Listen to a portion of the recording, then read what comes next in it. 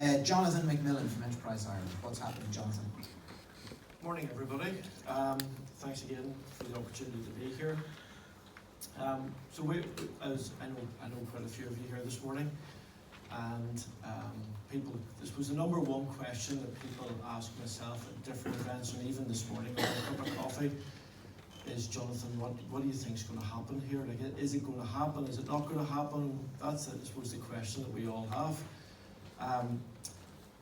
Most of the companies I talk to, whenever we're out engaging with them, actually say this has happened already.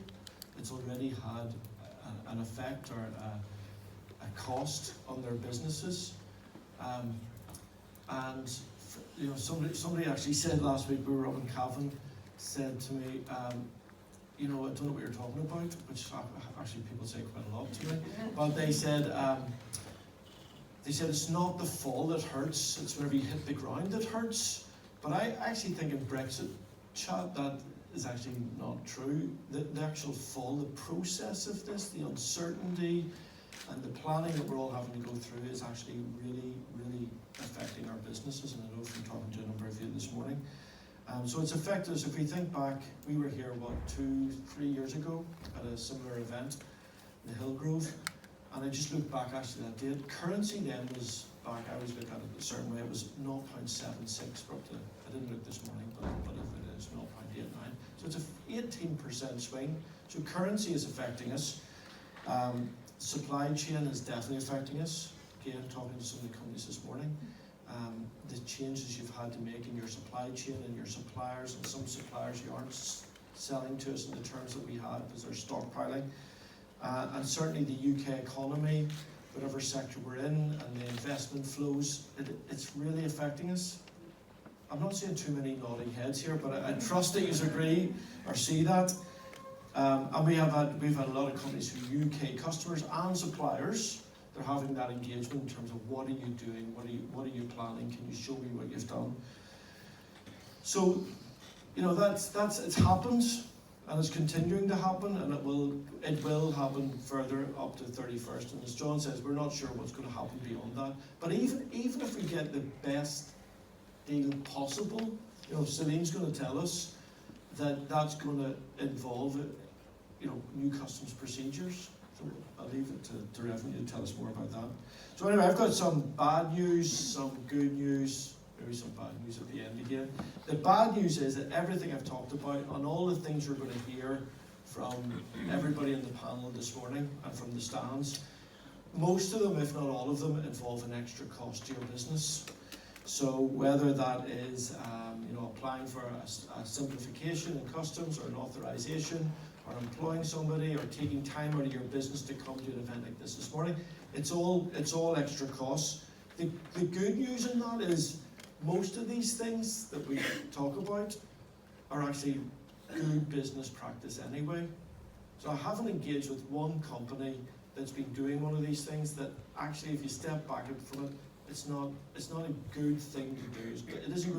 It's going to leave you a strategically stronger business at the end of it.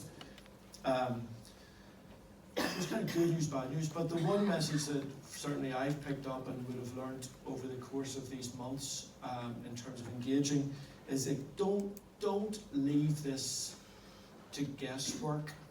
Don't think, you know, I'm just going to see what happens and I think that might happen, or maybe this will happen. You know, really, really take these things that the guys will talk about and go back. And whether you're the financial person here today, or whether you're going back to your financial person, whether it's inside your business or outside your business, and external advisors, really challenge them to dig into the figures and the details of these things and come back with some answers for you. Okay, so don't leave it to guesswork, and really challenge your accountant. I don't know if there's no accountants will take offence by that. So let me give you 3 examples of companies that just to finish off. 3 examples of companies that we've been engaging with. So the first one is an engineering company, not a million miles away from here, and they had a real concern around paying their import or export duty at the point of entry.